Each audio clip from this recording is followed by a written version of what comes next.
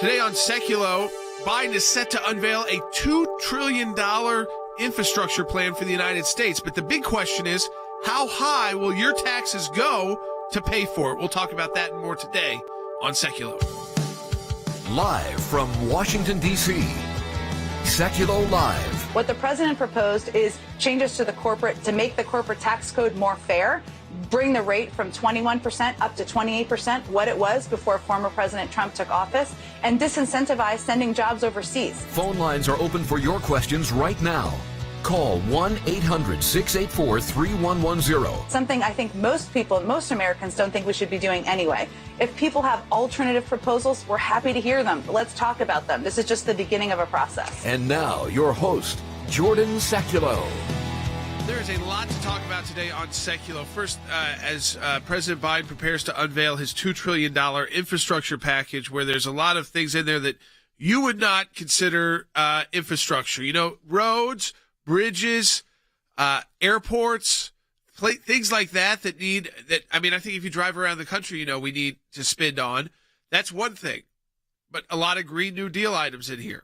For instance, part of the Green New Deal was putting $300 billion into retrofitting affordable housing and constructing and upgrading schools. Some of that is okay. Some of that is Green New Deal. Many of the members of Congress, too, on the left are saying this is not going to be $2 trillion. This is going to be $3 or $4 trillion. Well, how are they going to pay for it? Tax hikes. Now, you may hear corporate tax hikes saying, it's going to go from 21% to 28%. The highest it's been in the U.S. is 35%. So, okay, maybe there. I'm not a corporation, so how does it affect me? Well, if you're an individual earning $200,000 or more a year, your tax rate will go up. If you are married and earning $400,000 or more a year, your tax rate is definitely going to go up under the Biden plan. And remember, those numbers could change when this gets to Congress, and it might have to go through reconciliation. They're looking at summer to get this through. But remember that when corporate tax rates go up, things get more expensive. Jobs move to different parts of the world. They move out of the United States. So even if you're not in that earning category where the tax is going to hit you, ultimately things get more expensive. It gets more expensive to buy goods and purchase. And, of course, to actually create jobs is more expensive. To raise wages gets more expensive. You work for a small business, that small business owner who likely does make more than the $400,000 plus a year, or $200,000 if he's an individual unmarried, he's going to either have to cut wages or hire less people. But you're certainly not going to be on a track to be making more money. So the way that they are getting about doing this, I think Mitch McConnell and others are right. This is a Trojan horse for the Green New Deal and for tax hikes, because most of this is not what we consider traditional infrastructure. We could get bipartisan legislation on traditional infrastructure and I think play around with some numbers on taxes. But to come forward with this kind of a plan, this is the Trojan horse for the Green New Deal. It's the Trojan horse for higher taxes. And people, they try to get you to think, who cares about those big corporations and higher taxes? How many of you out there work for those big corporations? Do you think it's going to be as easy to get a promotion? Do you think your job may move? Do you think that your wages are going to go up when their taxes go up, 7%? And they've got to start planning for this now. So you could actually see at a time when it looks like we're closer and closer to a reopening boom economically, where if everything was on track, you kept the tax rates the same, you kept these things the same, and things would boom.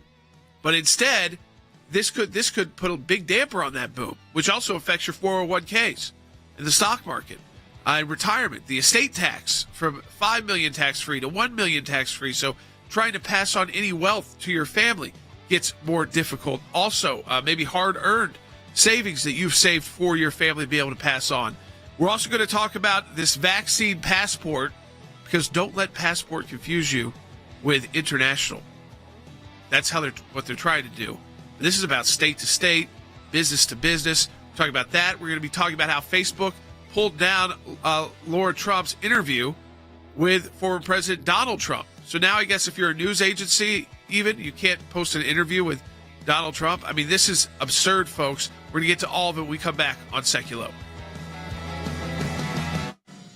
President Biden will lay out his American jobs plan in Pittsburgh today with a price tag of about $2 trillion. It will be the first of the president's two-part Build Back Better economic proposals. The Green New Deal is believed to have a prominent place in the program. The idea here is to pass one of the most expensive government spending plans ever, on par with building the interstate highway system and the space program. The motto of the Biden administration is, we can't spend too much.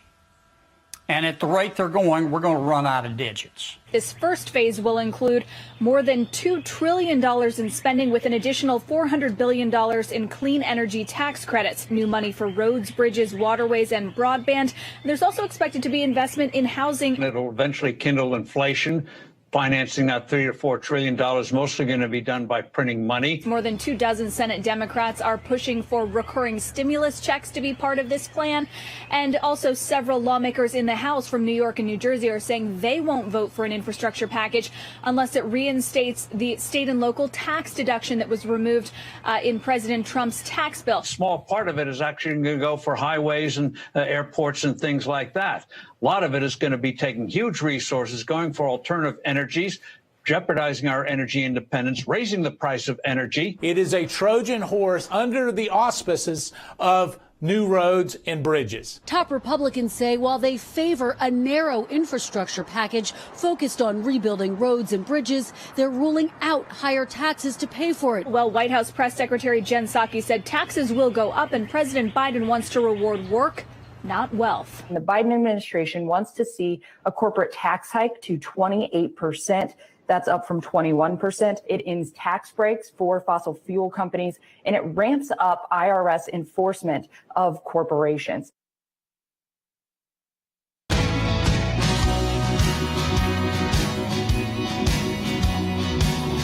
I want you to share this broadcast with your friends and family. I want to encourage you to do that. If you're on Facebook or YouTube, share this now, because we're also going to get into the vaccine passport later on in the broadcast, as well as, Laura Trump, who is now a contributor at Fox News.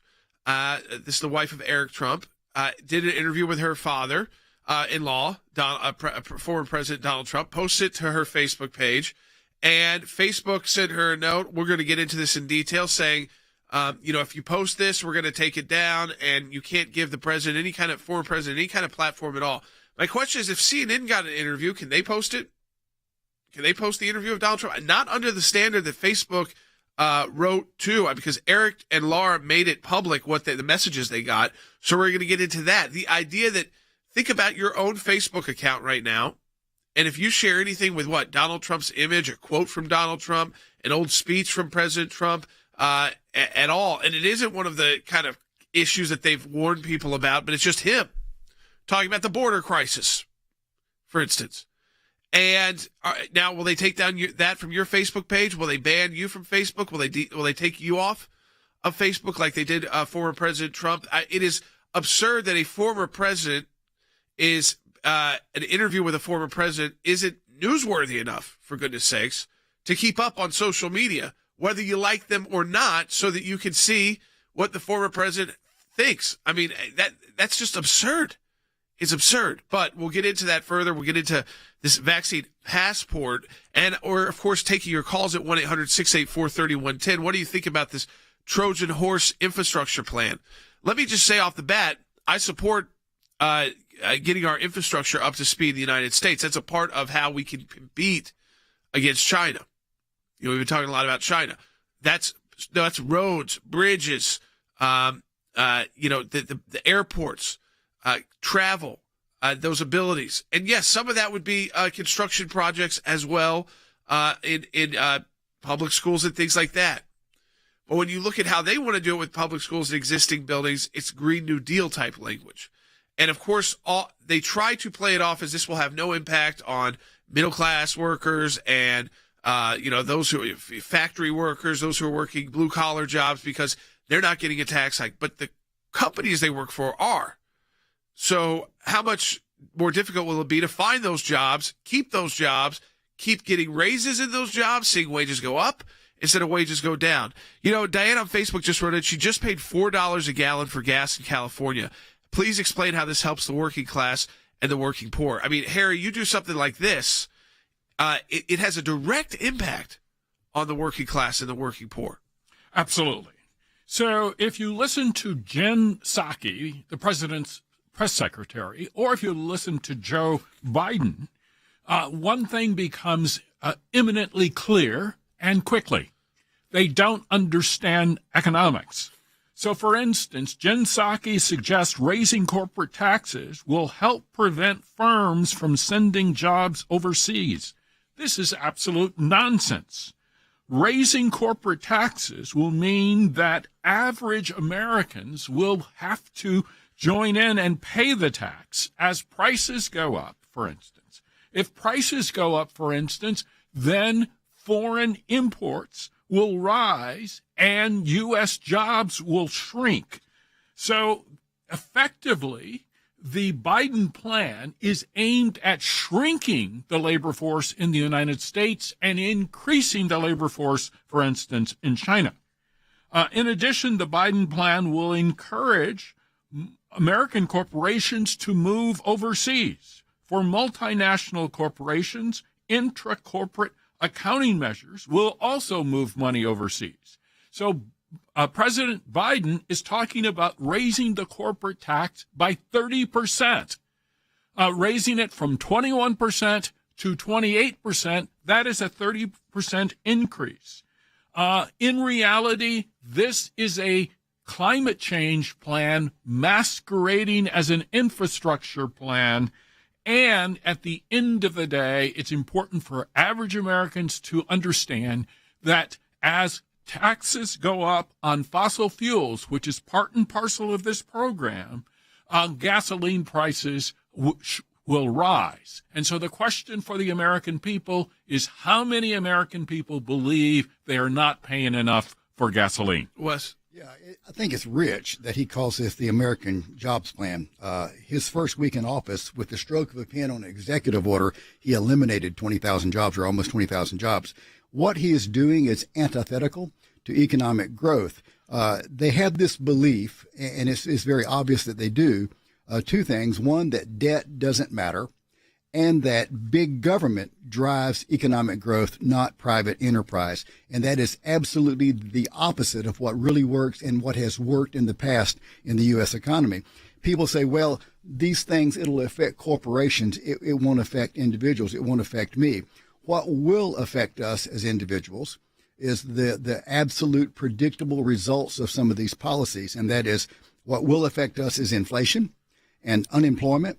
And with companies and factories going back overseas, they just started coming back to America the last 4 years. So people lose their jobs. And of course, the increased cost of everything. This plan, besides being something that really most of it is not about infrastructure, just like most of COVID relief bill was not about COVID. In addition to that, these policies and plans, if they go through, will absolutely set the American economy back on its heels. Yeah, I mean, this, to me, Andy, when you really look at this and boil it down, and again, we're going to get into the vaccine passports issue, so share this broadcast with your friends and family on Facebook, on YouTube. I encourage you to share because we're getting into vaccine passports, and really that misnomer about the name there, passport. But what they're really talking about is domestic travel, domestic business as well. It's very different when you're talking about international travel and what other countries may require you to do. That's different. But Andy, I do want to go on this tax issue because that's really when you do infrastructure, you have to figure out a way to pay for it. And the Democrats' way to always pay for things is to raise taxes. So they want to raise taxes on small business owners because those are the people that are making between $200,000 and $400,000 a year. They want to, which again makes it tougher for them to expand their small business, makes it tougher for them to at a time when these businesses are still trying to just survive with the pandemic, and they haven't been able to fully reopen yet, to raise corporate income tax. They try to make it like, oh, big corporations can deal with it. It's no big deal. But that has a direct effect on consumers, employees of those big corporations who aren't the top earners there. Well, you're absolutely right, Jordan, and absolutely does have an effect. When you tax a corporation, moving it from 21% to 28% on the corporate tax. Who do you think you affect but the worker and the ultimate consumer? Because who's going to pay for those tax increases that these corporations are going to have to ultimately absorb? It's going to be you and me. It's going to be people at the gas pump. It's going to be people who have jobs. So as Mitch McConnell said, we're hearing the next few months might bring a so-called infrastructure proposal that may actually be a Trojan horse for tax hikes. Well, it is. It's not a Trojan horse. It's not disguised. Tax increases are going to come. Biden said that during his campaign. If you vote for me, you're going to vote for tax increases. Well, they voted for him, and they're going to get the tax increases and other job-killing left-wing policies.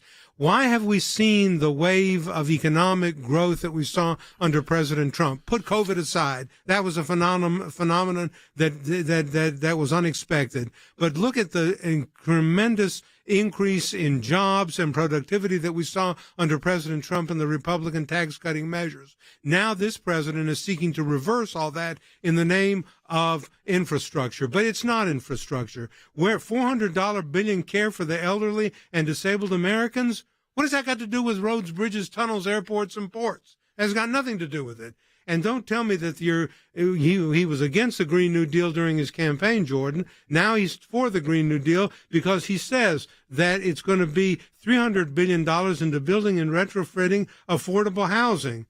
That is clearly a Green New Deal pet project. So we're being sold a bill of goods here by saying that the tax increases are going to help us. They're not going to help us. They're going to hurt us, and they're going to hurt job creation, and they're going to hurt people who live and try to work and make a living in the U.S. Let's take your phone calls to this, folks. 1-800-684-3110. That's 1-800-684-3110. Before we get into the vaccine passport, before we get into Trump, interviews being taken down off of Facebook, even when it's other people's accounts, which raises a whole host of issues. And we've got the emails because Eric and Laura Trump both released the emails that they received on her Facebook page about the interview she did with her father-in-law, who former president of the United States. She's now a Fox News contributor. But Jen Psaki is saying that a portion that hasn't been announced yet of this infrastructure plan is something, quote, what is sometimes called social infrastructure. What is social infrastructure? Well, we'll talk about that when we come back from the break. 1-800-684-3110 to talk to us on air. We're going to get to all the other issues as well. Facebook and Trump, the vaccine passport issue, and how it might affect you domestically. Don't be caught off guard with the passport word. Remember, final day of our matching challenge in March. You have until midnight tonight to double the impact of your donation at aclj.org. Donate today. We'll be right back. Because of the support of every member of the ACLJ, one of the practice areas that we've been able to develop is Freedom of Information Act requests, or FOIA requests. It's thousands of pages of paper, and in those thousands of pages of paper, you usually find a nugget. The goal here is to gather the puzzle pieces. Sometimes you don't know which ones will be important until they become important. Government agencies acting out of control. We have exposed that in our FOIA litigation, and we do that every day that we bring these cases. It is your statutory right as an American citizen to have access to documents that reveal how the government is functioning, how your government is functioning. Do you remember the Iran deal? There was a video about what took place on that deal, and it was edited. The edit took out the key part of what was going on. State Department, White House, editing videos to keep it from the American public. We know because our FOIA litigation got that document. We took it to the IRS. No one ever does that. What the IRS was doing was violating the Constitution and statutory law. Because of the litigation we engaged in, they can't do what they were doing before. They've been hiding behind in the shadows. These FOIAs bring them to light. All of this information came because we went to court to get the information. Many times when we make these requests, the requests actually end up in court as the bureaucracy fights back to withhold the information. But that's okay because the law is on our side. We are entitled to the information that is in these requests that we have made. We've got the declassified list of Obama administration officials who started asking to unmask. We have caught them now. They have no one in there to protect them anymore. They were used to the bureaucracy protecting them. Those of you that support the ACLJ, this is what it's all about at the end of the day. Support the work of the ACLJ with our matching challenge. Go to aclj.org. It's all because of you. And you can double the impact your donation today at aclj.org. Go online and donate now.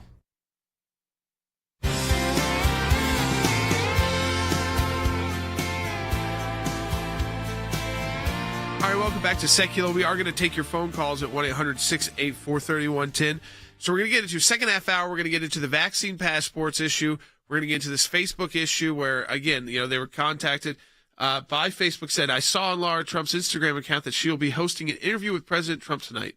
Just a reminder that content posted on Facebook and Instagram in the voice of President Trump is not currently allowed on our platforms, including new post with President Trump speaking.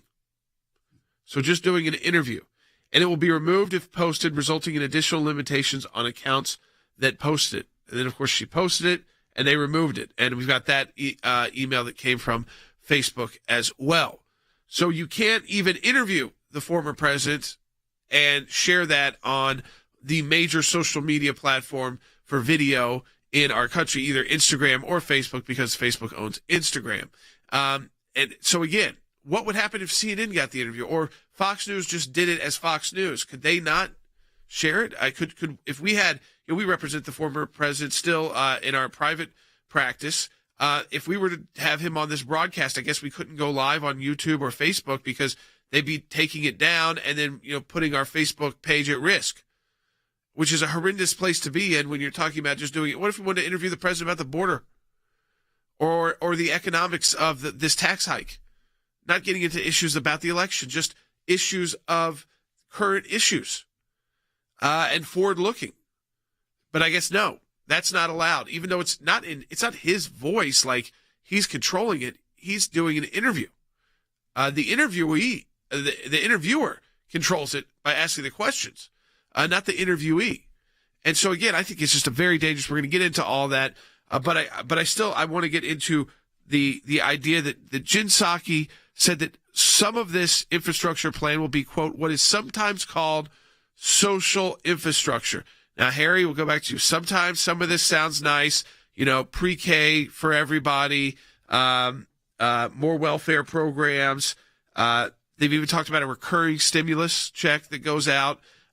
But all of this really gets down to control, because then you are totally reliant on the federal government to pay your bills. If they do the recurring stimulus check, education wise, you're going to get, if you got used to these programs, you'll never let them, they will never go away. Increase welfare, make it more available to more people. So again, you're raising like the levels of people that are eligible for it. People then again, it's the opposite of trying to get people back to work. It's the opposite of people trying to make decisions on their own. And all of this in the middle still of coming out of a pandemic. I think you're absolutely correct. So if you look at the Biden administration's approach, they are intent on doing one thing, forcing socialism down the throat of the American people. And they want to do it in a surreptitious way. In other words, it's a Trojan horse. So they first want to expand the dependency class, make more and more Americans dependent on the federal government for resources, for income. They want to sever, for instance, a work requirement from welfare.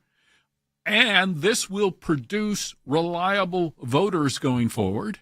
And this will enfranchise the Democratic Party as the permanent party in the United States. And they will move the country toward a one-party government, which will resemble, in some respects, not all, what is already going on in China. So China is a communist country, at least officially. They also believe in markets. And so, but as part of the power structure there, they favor certain people. In the United States, the people that will benefit from this socialist agenda are elites, large corporations who give large campaign contributions to leading members of the Democratic Party. And the voice of the average working man or woman in the United States will essentially be silenced. So this infrastructure bill, particularly when it talks about social infrastructure, is indeed a Trojan horse, and it's a poisonous one. Wes? Yeah, whenever the government, especially the left and the government, talks about building social infrastructure, the hair on the back of my neck stands up, because I think what that means is they want to design society according to their agenda. I mean, society, social, it's the same thing. So building social infrastructure is they want to design American culture, American society according to their blueprint. It brings back to mind, the words of Ronald Reagan, who said the scariest words in the English language are, "I'm from the government and I'm here to help." That has become, Jordan, the defining difference between the two main political parties in America. One believes that big government is absolutely the answer, and we should genuflect to that and say, yes, sir, 3 bags full. And the other one believes more in private enterprise and individual rights and states' rights. And all the plans that are coming out, I mean, think about it. We're only in the last day of March. There have been so many alarming plans and trends coming out of Washington, D.C. just in the last couple of 3 months. They are in overdrive with this agenda, which I believe is out of touch with most Americans, which is part of the reason that they keep putting all of these plans and policies and programs built into larger, nice-sounding bills, because I think if they went out and they were straightforward and honest about what their designs are, about what their goals are, it would absolutely scare most of the American people, so they hide it in these large omnibus kind of bills. All right, remember, we're coming up second half hour. We're going to talk about the vaccine passport. We're going to talk about President Trump and this ban on Facebook, even from interviewing the former president. So we're talking about that. Give us a call, 1-800-684-3110. I want you to listen to former economic advisor to President Trump, now back as a host at Fox Business, Larry Kudlow. Take a listen, Bite 18. Very interesting numbers here.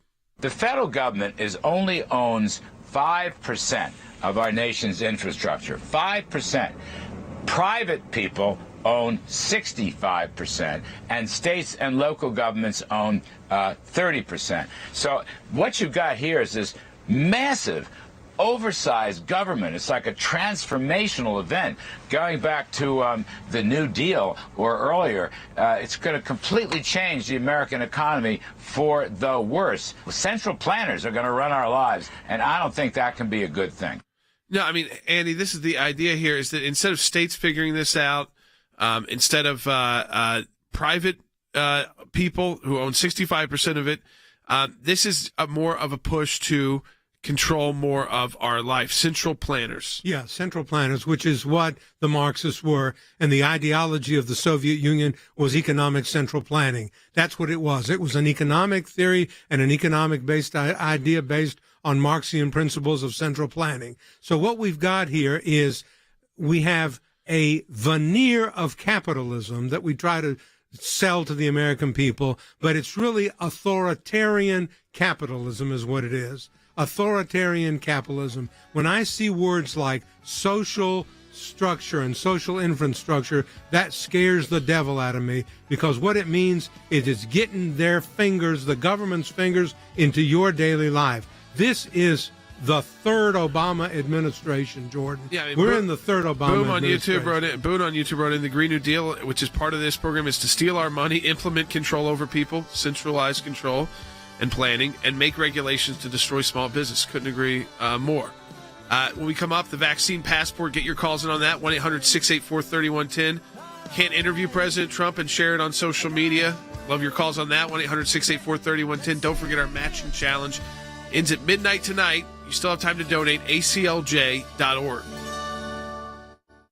Here's what I want to say to our ACLJ members, or for those of you that enjoy watching this broadcast, whether it is going after the deep state, whether it is litigation that we're engaged in, whether it is defending the persecuted church and getting individuals out of prison in other countries because of their faith, whether it's training lawyers to fight for religious liberty, not just here in the United States, but around the globe, whether it is producing a daily 1-hour live television and radio broadcast heard on thousands of radio stations, on TV platforms, on social media platforms. Your support of the ACLJ enables us to do all of this. We want to encourage you to support the work of the ACLJ. We're in a matching challenge campaign. Any amount you donate, we get a matching gift for. Go to aclj.org today. That's aclj.org. Live from Washington, D.C., Sekulow Live. And now, your host, Jordan Sekulow. Welcome back to Sekulow. Let me encourage you, this is the final day. And folks, let me tell you, this has been an incredible month for the ACLJ, but you still have time to take part in our March Matching Challenge to double the impact of your donation to the American Center for Law and Justice. Till midnight tonight, wherever you are, you can take part in that. And by the way, for our Facebook, YouTube viewers, and those of you listening in your car right now, or on radio stations nationwide, which is most of our audience, at 8 p.m. Eastern Time tonight on the Jay Sekulow Facebook page, the Jay Sekulow Band's got a special concert for you, as they do to end each Matching Challenge month. And there's 2 new songs in the concert, so you want to check that out. It's at 8 p.m. Eastern Time on the Jay Sekulow official Facebook page with the Jay Sekulow Band. 2 new songs tonight. And again, it's a thank you to those of you who have taken part in this month's Matching Challenge, and also to remind people they still have time until midnight tonight wherever they are. That's how our system operates. That's how the match operates. Midnight tonight wherever you are to donate, and your donation will in effect be doubled, because we've got a group of donors that will match. That's why we call it a Matching Challenge. Every donation that comes through in the month of March. I know we're going to get back to this infrastructure issue in shows coming up in the future, but I do want to get into the vaccine passport issue as well. We've got questions, though, about infrastructure, so I want to take those first. If you got calls and questions about what we mean by this vaccine passport that's being proposed, get your calls in now so we can get those ready at 1-800-684-3110. That's 1-800-684-3110. But I want to take this call on the infrastructure program. Patricia in California, you're on the air. Yes, hi, good morning. Thank you for taking my call.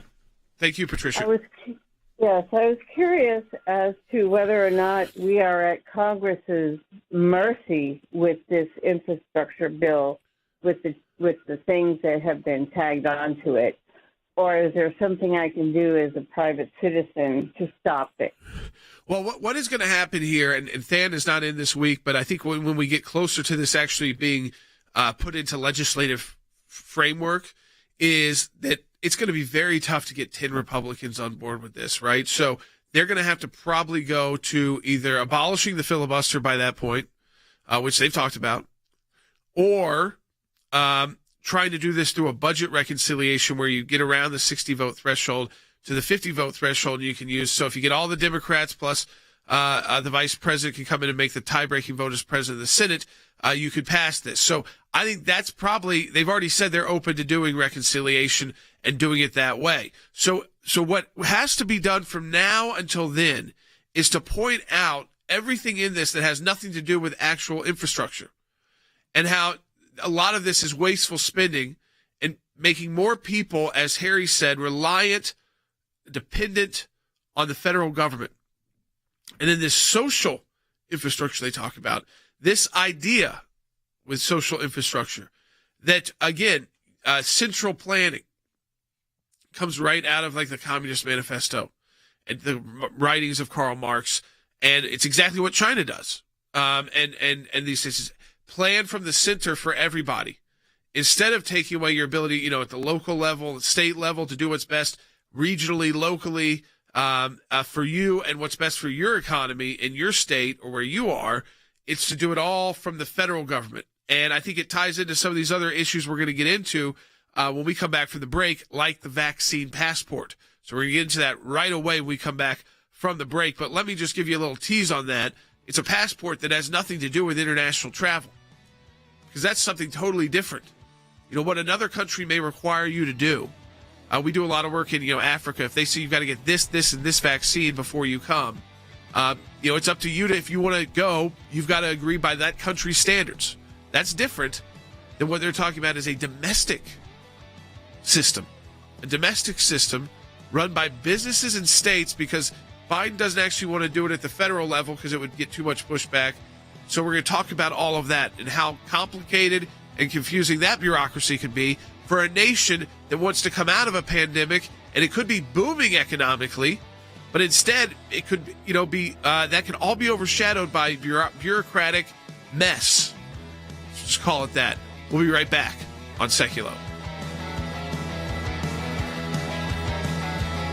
If you're a child migrant fortunate enough to actually leave Biden's cages, you're immediately granted in-person learning in California and San Diego, even though many California students, except if you're Gavin Newsom's kids in a private school, you've been out of a classroom for over a year. 130,000 alone in the San Diego Union District, just that one district. To find out that within a day of these immigrants' kids who I have the utmost compassion for all kids, believe me, to find out that within a day we've got a plan for education in place for in-person, is a slap in the face to all of us parents and kids. No one's saying we shouldn't tutor the illegal migrants when they are in U.S. custody.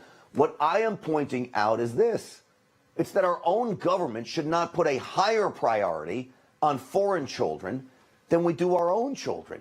See, the message that is being sent here is, even during COVID, it's okay to teach kids in person, just not American kids. 9% of the kids inside the convention center, the migrant children, have tested positive, while 0.0018% of San Diego residents are infected. So for the year that you fought to get it reopened, teachers said we can't go into the school because we're worried about COVID. But yet now, as soon as this convention center opens up with a near 10% infection rate, they rush in. To me, it says that this has been a political thing, not about safety. Our focus should be, as mentioned, to ensure that all children throughout San Diego Unified School District receive the same sense of urgency to return to in-person instruction.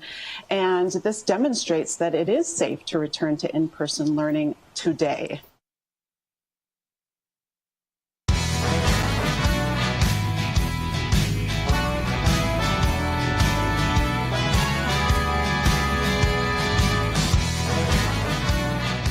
All right, welcome back to Sekulow. We are taking your phone calls at 1-800-684-3110. I want to get into, listen, we're going to have a lot of time to talk on that infrastructure because that's just coming out, the idea for it. It's probably going to be summertime when they try to actually move forward with the legislation.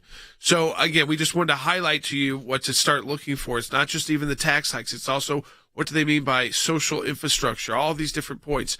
But let's get into something I think could start impacting us right away, and that's this vaccine passport issue, which is all over the news. And I think that by using the term passport, it's misleading. Passport, you think immediately international travel. Well, in the United States, we could say, what you need to have to come to the United States. An island in the Caribbean, if you want to take a Caribbean trip after you've been vaccinated, or if you haven't been vaccinated, could say what they require for you to come. That's not in the U.S. They get to make up their rules. They get to decide what their rules are in the U.K. if you're an American that wants to travel there internationally. So it's not that when we talk about a vaccine passport, that's not what we're talking about. We're not talking about what it will take to travel internationally again, and will there be some kind of international database. In fact, as of now, the Biden administration doesn't even want to take the heat on having a federal nationwide database. They want to put this passport idea, which is about going to a concert in your own state, or maybe in a state nearby, it's a couple hours away, or staying at a hotel, or getting on an airplane to travel domestically. And they want to leave it up to states and businesses to start making the rules. Now, I think it'll then be really up to states and localities. But how confusing does that become when you're in one state that may not require this, and you want to go to another state that does, so that your state almost is forced then to have to provide some kind of vaccine passport so that you could go even maybe cross state lines and be able to conduct business like getting gas or checking into a hotel or attending a conference, conducting business, going into a restaurant. That's what they mean by passport. They are not talking about international travel. That's something very different. What is required to go to another country Some countries list lots of requirements and shots you have to get and things you have to provide them to get the visa. That's up to that country. This is a domestic passport is what they're really talking about.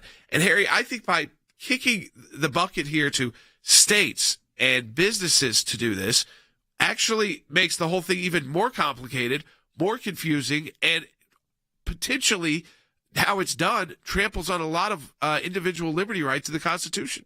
Absolutely. So I think this proposal on its face is designed as another Trojan horse. But if we look at it carefully, it is a corporate authoritarian database which will then be linked to other corporations, to other businesses, and perhaps to foreign governments. So, for instance, I have traveled to Africa. I needed to take a typhoid shot or a cholera shot or yellow fever. Yeah. But all I needed was a card. I didn't need a digitized so-called permission slip to purchase gasoline in my neighborhood. And I think part of the problem is in the United States, we have such large corporations and they have such a large database, and they can voluntarily link this to the federal government. And so, and I'm not defending Edward Snowden, but he pointed out some of the problems that we have had in the United States. And I think ultimately we set ourselves up to be hacked by whom? The Chinese. Right. And then to the extent that they have that information and they can then link it to other healthcare information about us as individuals, this is very, very dangerous. And this means that the American people could fall prey to authoritarian control, not necessarily from government directly, but from corporate authoritarians. Yeah, and they're being supported by the federal government. I mean, I think that this is an interesting question coming in. Shantae in Nevada on line 4 with some information out of Nevada. Shantae, welcome to Sekulow. You're on the air. Hi, thanks for taking my call. So me and my husband were talking about all this last night, and we were kind of wondering, like, with the direction that all this stuff is going, what do you guys think about driver's license? Because if you now have to have, or some places are trying to make it where you have to have the vaccine to travel, which we will never take, what about being able to get your driver's license? I mean, if you can't go from state to state without a vaccine, what happens then? Well, I mean, first of all, it would trample on your right to travel and interstate inside the United States, but a constitutional right. You have a right to move. You have a right to travel. You're not stuck in a state. That's part of your constitutional right. That if you get if you want to go somewhere else to visit people, it's all part of the United States of America. It's why we have a United States of America. If you want to move to another state for a job, you have the right to do that. If it better, to better yourself, your family, put them in a better spot, you have these rights that are enshrined by the Constitution and Supreme Court precedent. The question then becomes, though, is can you go into the DMV if you don't have the vaccine certificate, or at least a note from a doctor saying that you have conditions? Because there are people that literally cannot take the vaccine. They just can't.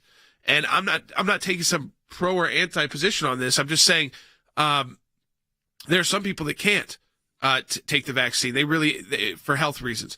So I guess they would need some kind of doctor's note and have to keep wearing a mask or something. But the idea is, if you can't even go into the DMV, then you can't get a license. You can't legally be driving a car. I mean, this poses a lot of problems, Wes. Yeah, ramifications are really, really, unpredictable and extensive.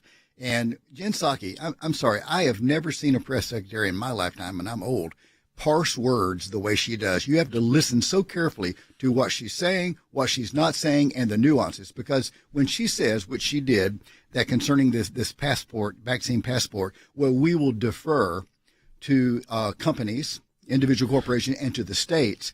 This administration, the federal government, is in hyper mode of controlling companies and states. And so that is not very, very reassuring to me when they say that. No, I mean, the shutdowns, the closures, this is Jen Psaki, Byte 14. There will be no centralized universal federal vaccinations database and no federal mandate requiring everyone to obtain a single vaccination credential. Wow. But all that is that you won't have to have one specific credential because everybody gets kind of like different cards and different vaccines. But it goes on because she gets questioned about this vaccine passport issue. Take a listen again to the bite. We expect, as Andy Slavitt, I think, alluded to, that a determination or development of a vaccine passport or whatever you want to call it will be driven by the private sector. Ours will more be focused on guidelines that can be used as a basis. Guidelines, so they're going to control it. I mean, Harry, there it is. We're going to tell you what you need to have to meet the federal standard. So I think it is clear, and I think Wesley is onto it, that Jen Psaki believes in the creative use of language, meaning, of course, that she believes in duplicity. And I think it will be clearer, I should say, to the American people that the Biden administration is becoming the most duplicitous administration in U.S. history. And so we should take every single statement made by Jen Psaki and President Biden with huge grains of salt, because at the end of the day, they do not fundamentally believe in the rule of law. They don't fundamentally believe in the Constitution. Notice what she said. She said, we will provide guidance. That means they will provide control, but then when things go south, they will then blame it on those corporations, which were guided by them. I think it could get so confusing to have different businesses requiring different things to show. But, it's one thing, again, this is not talking about international travel when they use that word passport. And a passport implies international travel. So you can prove you're a citizen of the United States, you get a passport to travel on. When you travel to a country, some countries, that's all you need. In other countries, they require you to get lots of shots and records of those to get a visa, or you have to have at least the card with you that says you've received those shots before you travel there.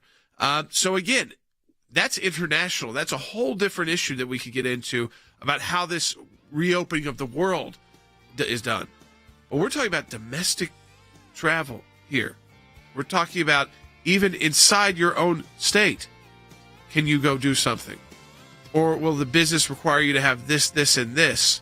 And that's being encouraged by the federal government. You can imagine how complicated this gets. Who issues that card?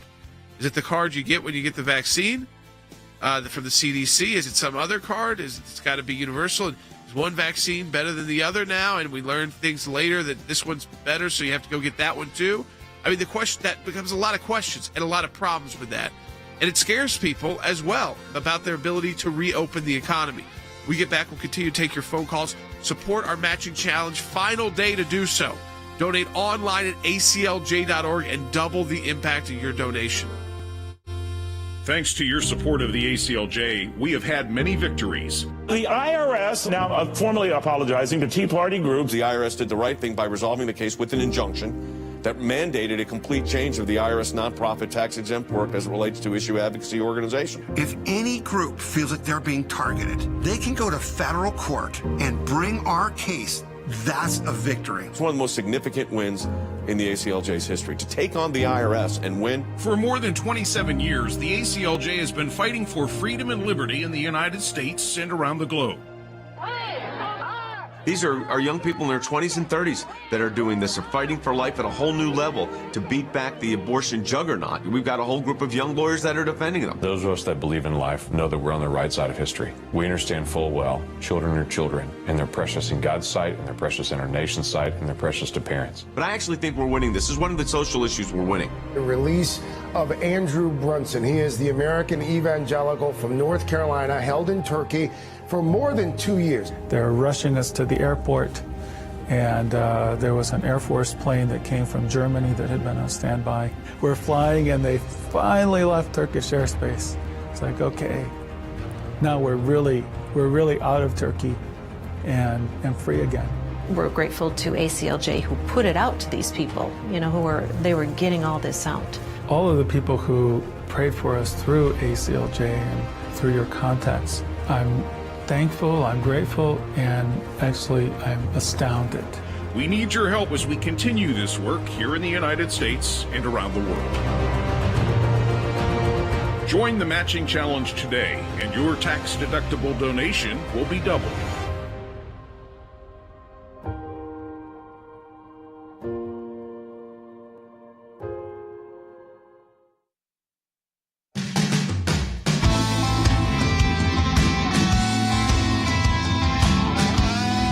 All right, 1-800-684-3110. I want to get into this issue with Trump, the interviews, but I do want to take calls on the vaccine issue. This is an interesting call. Stacy in Oregon on line 1. Hey, Stacy, welcome to Sekulow. You're on the air.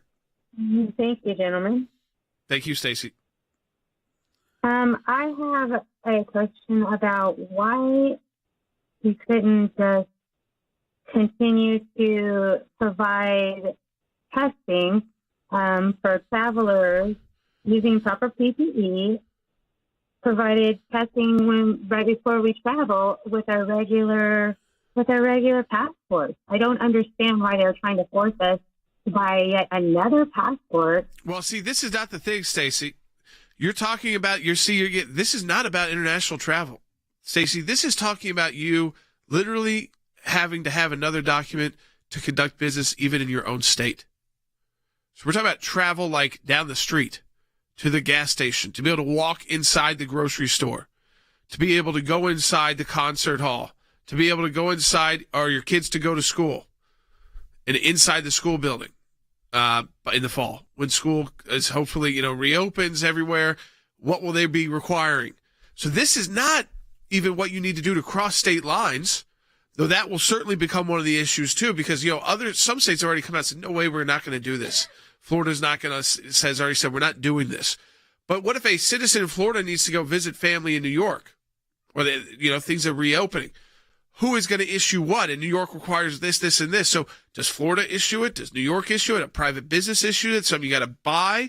This is when you get into issues, Andy, that become so complicated legally, they become, and it becomes very difficult for people to comply with. That's right, Jordan. And a lot of these issues raise matters of constitutional proportions, because the Constitution of the United States says that each citizen is entitled to the privileges and immunities of all citizens. As you said earlier in the broadcast, this is the United States of America.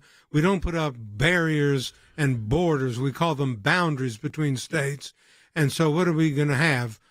People at Border Patrol saying, let me check your card to see if you can go from Atlanta to Nashville, to see whether or not you're allowed to travel. This is the kind of misguided thing that the Biden administration had just laid out there. And what worries me is when they use the words, we're going to let the federal government set some baseline guidance. That's code word for control. Yeah, that's all that Larry's is. got an interesting question in Ohio, and I can actually see exactly what he's talking about. Hey, Larry, welcome to Sekulow. Hey, thanks, Jordan. I appreciate your letting me ask this question. I believe in what you guys are doing. I want to say God bless. Appreciate that. Thank you. My biggest thing, and I have supported, I want to do more in the future. Thank you. My question is, when I was stationed in Germany, we wound up having to go through checkpoints between countries to verify our passports and so forth. Are we looking at this kind of thing here between states? Yes. Yes, that's what we're talking about here, is that to at the state level, from state to state travel, and even inside your own state, to be able to go into a building, to go into a private facility that has a sporting event, a concert, to go back into your office that you may work in, that you may have been working from home. All of that at the local level. But I can also imagine a state like New York or California, a blue state, saying, we don't care what you're saying, Florida. In fact, you're so pro-freedom down there. If your people want to come up here, they're going to have this, this, and this. In a sense, Harry, forcing Florida to create this, even though Ron DeSantis has been so out front saying absolutely not. But then what do you do when your citizens need to travel to another state that says you got to have this, this, and this from your state or from some authority? I think you raise a very, very good question. It's all about control.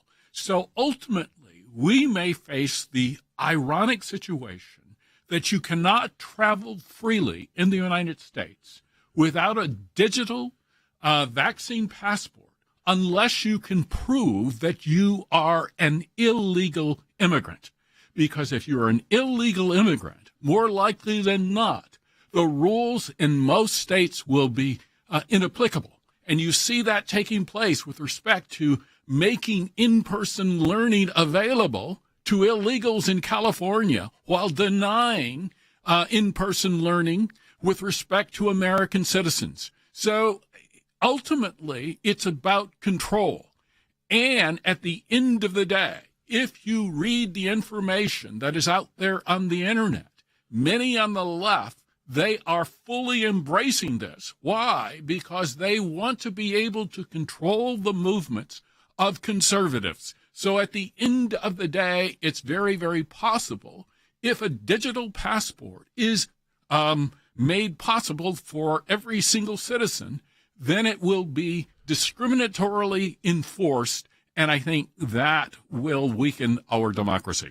And before we say that could never happen in America, I remember when I lived on the West Coast, and from time to time I would drive from Washington State or Oregon down to California. They actually have border people going into California from those states demanding to know whether or not I'm carrying fruits and vegetables into the state of California. Yeah. And during the height of the COVID crisis last spring and summer, I traveled to a town which shall go nameless in North Carolina. And at the city limits of the city in North Carolina, they had their police station stopping every car. And their question to me was, what business do you have here? Yeah. It sounded like the Gestapo in Germany. Yeah. I mean, this is what you have. You set up these states that are more on the blue side. And if they have blue state, governors, Democrat governors, to start implementing this, and yet you live in a red state that borders that state, then the mess becomes that much bigger. And of course, the actual, a lot of this would be litigated, because it's not about whether or not you should or shouldn't get the vaccine and what's required for your business for you to go back to work. That's one thing. This is creating. Oh, we want states to create the database, or states to put in the regulations. We'll just have some guidelines for them. I think where you get into is you get into all the legal issues that can be raised at the, up to the U.S. Supreme Court if necessary, but also how this could totally put a damper on the reopening of America. But I want you to take away from this show one thing. When you hear vaccine passport, stop thinking international travel and start thinking about what Wes just talked about. Think about counties putting out their police forces, cities putting out their police forces, states putting out their police forces, asking the question, have you been vaccinated? Do you have proof of that vaccination? What are you going to do here? Where are you planning to go? And then, of course, you want to go to a concert. Have you been, what do you need to show for this concert? What do you have to take with this? What do you have to do to go into your local grocery store? That's what they're talking about, but they're using the word passport to try and fool us, to try and fool you. From this moment forward, no longer be fooled if you have listened to this broadcast. We will get into this Trump thing on Facebook more tomorrow on the broadcast, but needless to say, the fact that his daughter-in-law, who is now employed by Fox News, posted that she was going to interview him and then post it to Instagram and Facebook, and then she got the message, I'm holding my hand, from Facebook saying, if you do this, we're going to take it down because President Trump is not allowed on our platforms, including new posts with President Trump speaking. Think about that as we will get to it tomorrow on the broadcast. You can't post things of President Trump speaking, or else it will be taken down, and then your page might face further consequences and limitations. Remember, final day of our matching challenge. Donate today. Match, double the impact of your donation at aclj.org. Don't forget the Jay Sekulow Band concert tonight on YouTube on the Jay Sekulow page at 8 p.m. Eastern Time tonight. We will talk to you tomorrow.